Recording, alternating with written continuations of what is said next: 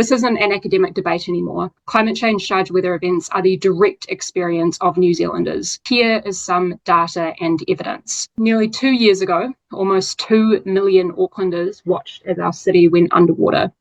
A few weeks later, similar devastation visited the Hawke's Bay. Otago has been confronted with the latest in climate change-charged extreme weather.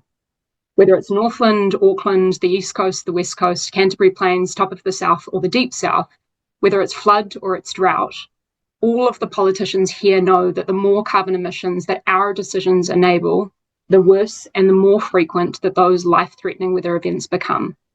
If any of you disagree with the science, I dare you to speak up. If you don't, then you accept the science. Ask your doctor if greens are right for you. The greenies never mention about China or Russia or India or the USA or any of the many other relatively big-time polluting countries in the world. Not a peep. No, sir. Just bad New Zealand who cannot do a thing about changing the world's climate, nothing whatsoever. New Zealand only contributes about 0.17% of the world's wealth-transferring so-called carbon pollution.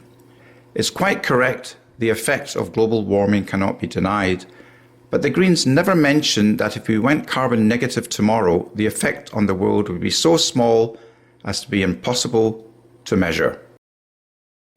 Some professor academics reckon New Zealand should lead the way and show these big-time polluters how it's done, how to fix climate change.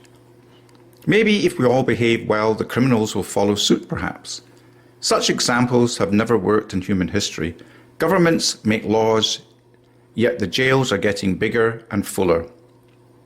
New Zealand may make laws to force people to pollute less, but the big-time global polluters will continue polluting to their heart's content.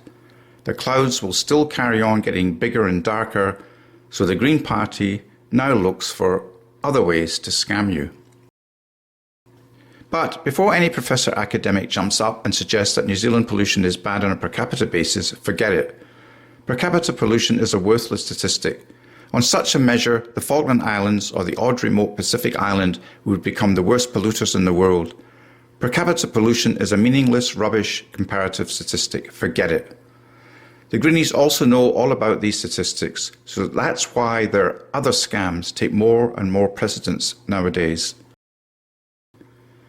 The Green Party's latest garbage.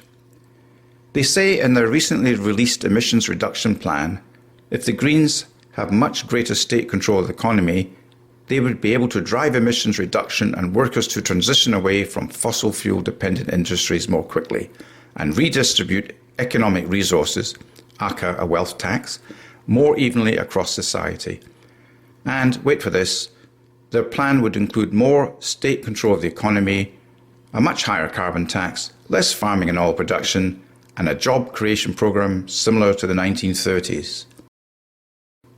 In essence, the Green Party have published what looks like a Maoist manifesto to wreck the economy and pass control of almost everything into the government. I would call the New Zealand Green Party completely deluded. Putting Chlöe Swarbrick in charge of the economy would be like letting your 10-year-old choose the household groceries. Think sugar, think junk food. As always, please discuss this important choice with your medical professional and ask your doctor if greens are right for you.